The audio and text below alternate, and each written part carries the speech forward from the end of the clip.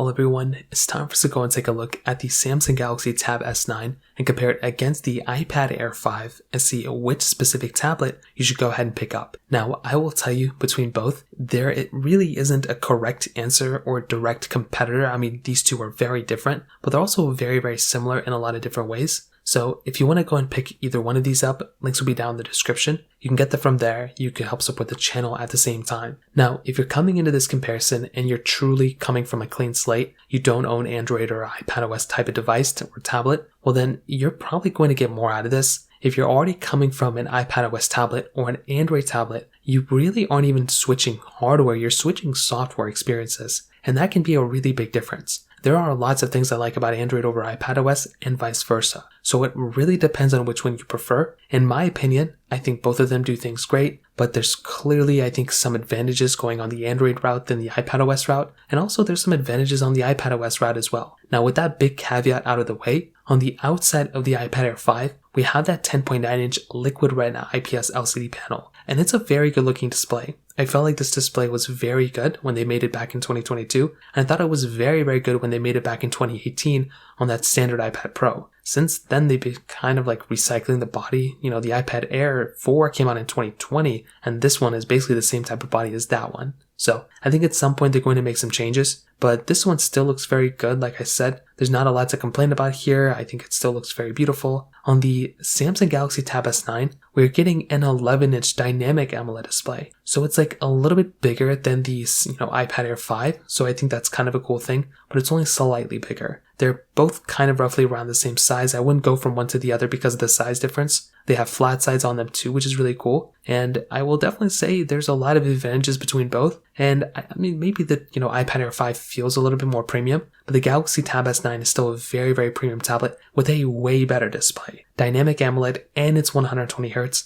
That is some really cool stuff to love about a tablet like the Galaxy Tab S9. Now both of them have USB-C ports, which is cool. Both of them have headphone jacks if you really want to go there. And both of them actually have stylus supports. The iPad Air 5 supports the Apple Pencil 2 and it plugs in right into the top. The Samsung Galaxy Tab S9 has that S Pen capability on the back. So that's another kind of cool thing we're getting on, for both tablets. But the Tab S9 actually does have expandable storage. So you can actually go ahead and basically install an SD card inside of the Tab S9. And that's actually a really cool thing that you have going for with that type of tablet. And that in and of itself is a really good thing that I actually do like about the Tab S9. You can still expand the storage on an iPad Air 5, but that is a really nice thing that we have in terms of capability on the Tab S9 for sure. So in terms of the outside, that kind of covers it up there. Now in terms of the camera setups, they're very similar in this type of area as well. So with the iPad Air 5, you're getting basically a 12 megapixel wide angle camera on the back. The Tab S9, you're getting a 13 megapixel wide angle camera on the back. Both of them can do 4K at 60 on the back, which is great. And the front is a little bit different. So they're both ultra-wide cameras, 12 megapixel ultra-wide sensors, but the Tab S9 can do 4K at 60 on the front.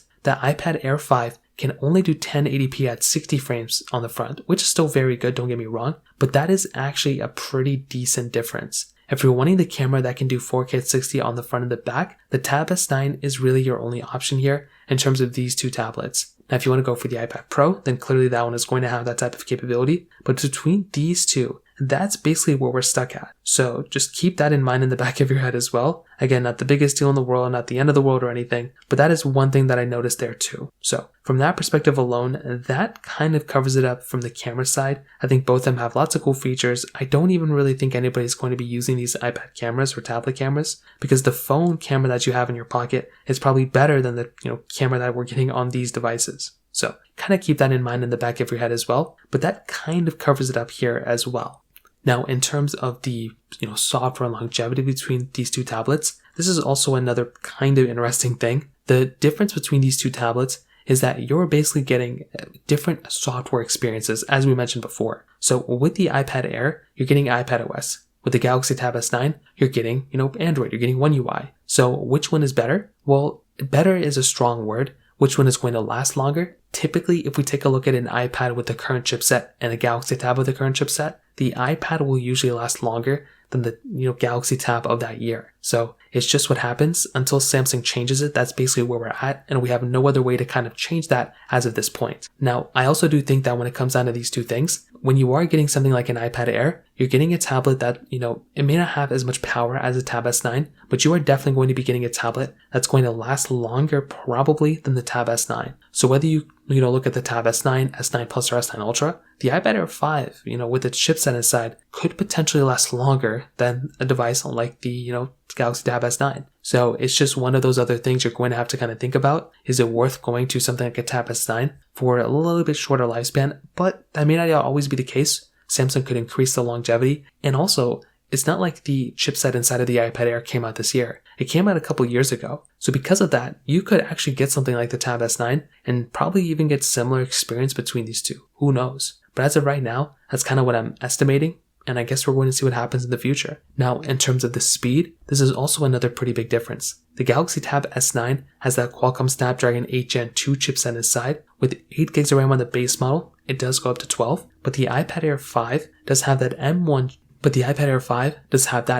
chipset inside with 8 gigabytes of RAM. So this is honestly a pretty big difference, because if you think about it, the 8 Gen 2 chipset was essentially a mobile chipset, but this is a strong chipset for sure. And I've seen lots of gaming. I've done lots of gaming. I've performed a lot of stuff on this device, and it is one of the best chipsets you can get this year in general. For a mobile computing device, this is a very good chipset. But the iPad Air 5 has, that M1 chipset, which was easily one of the craziest chipsets that came out, I think, back in 2020. And it's been a couple of years since that chipset has came out. So it's just one of those things, again, that you're going to have to kind of keep in mind in the back of your head. But I do look at a chipset like the M1 model, and I'm actually very, very surprised how good this thing is still holding up. I think Apple killed it. They knocked it out of the park with that device. And I still think it holds up very, very well in this day and age too. But I do think for a mobile computing chipset, when you have One UI, you have Android mixed in with an 8 Gen 2 chipset, it is a very good experience, because you're getting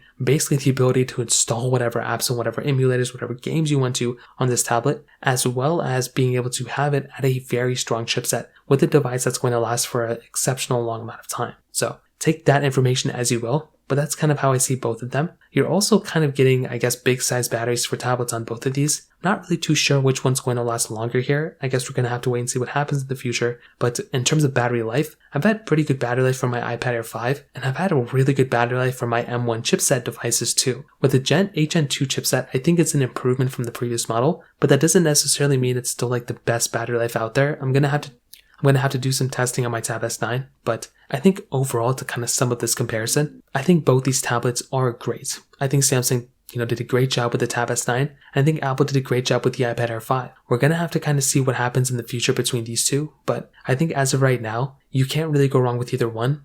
I would probably recommend, the Tab S9 I like a lot because it feels more like a pro tablet than the iPad Air 5, but the Air 5 is cheaper and it's not supposed to be like the pro tablet here, and I do like the Air 5 a lot too. So take that as you will, but that's kind of how I compare these two tablets as of right now. If you have any other thoughts or questions, let me know in the comment section below. Hit the like button, that would mean so much, but definitely hit that subscribe button. More importantly than everything else, I love every single one of you guys. Hopefully I'll catch you guys in the next video. Peace out till then.